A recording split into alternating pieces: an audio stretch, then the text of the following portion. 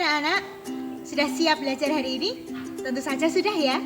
Maka dari itu tunggu apa lagi? Ayo belajar. Perkembangbiakan pada hewan.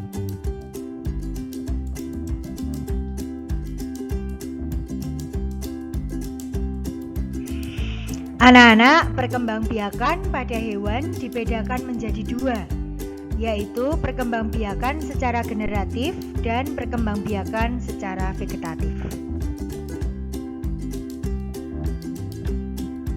Mari kita simak penjelasan tentang perkembangbiakan hewan secara generatif.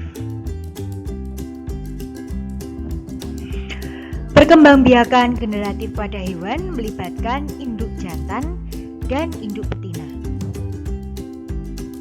Anak-anak, ada 3 cara perkembangbiakan generatif pada hewan. Apa saja ya? Nah, ada bertelur atau ovipar, beranak vivipar, dan bertelur sekaligus beranak ovovivipar.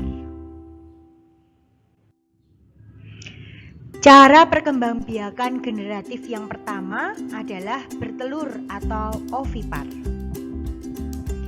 Jenis hewan yang berkembang biak dengan bertelur adalah bangsa burung seperti ayam, burung dara, bebek, dan lain-lain. Kemudian beberapa jenis ikan, ada ikan mas, ikan mujair, lalu serangga dan hewan amfibi. Nah, cara berkembang biak dengan bertelur ini disebut dengan istilah ovipar. Telur atau ovum dihasilkan oleh hewan betina. Telur-telur itu lalu dibuahi oleh sperma dari hewan jantan. Telur yang telah dibuahi akan tumbuh menjadi embrio. Embrio itu apa? Embrio adalah calon anak.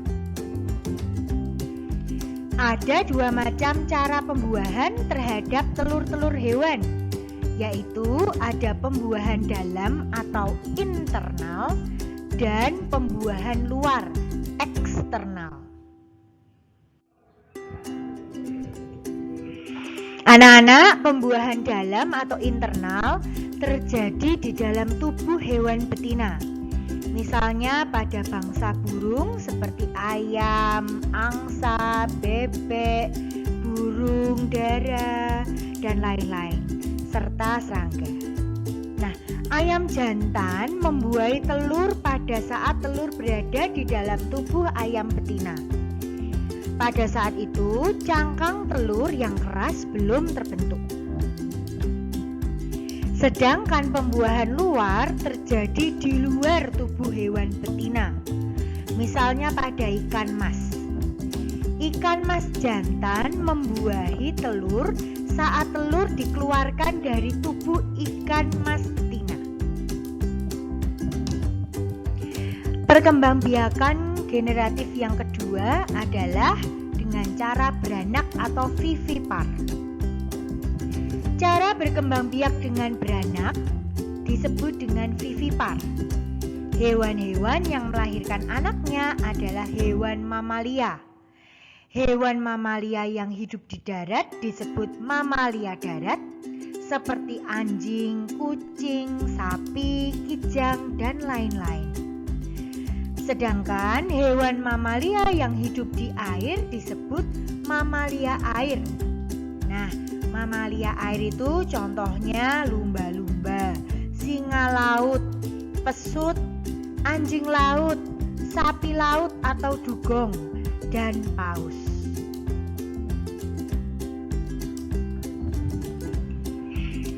Hewan yang melahirkan juga menghasilkan telur. Akan tetapi telur tersebut tidak dikeluarkan dari tubuh hewan betina. Telur itu juga tidak dibungkus oleh cangkang. Cangkang itu apa? Cangkang itu adalah kulit telur yang keras. Selanjutnya, telur tersebut dibuahi oleh sperma hewan jantan di dalam rahim saat terjadi perkawinan. Rahim terdapat pada tubuh hewan betina. Nah, anak-anak, telur yang telah dibuahi akan menjadi calon bayi. Calon bayi mengalami pertumbuhan selama berada di dalam rahim. Selama itu, hewan betina akan mengalami masa mengandung. Nah, lamanya masa mengandung setiap jenis hewan itu berbeda-beda. Setelah pertumbuhan calon bayi di dalam rahim sempurna, maka bayi hewan itu dilahirkan. Hewan yang baru dilahirkan keadaannya masih lemah. Oleh karena itu, induk hewan merawat anaknya dengan baik. Bayi hewan tersebut diberi makan dengan cara disusui.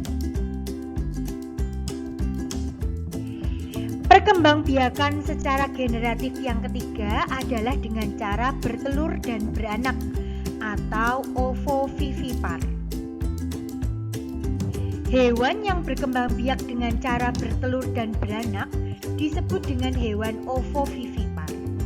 Embrio hewan ovovivipar dibungkus oleh cangkang telur.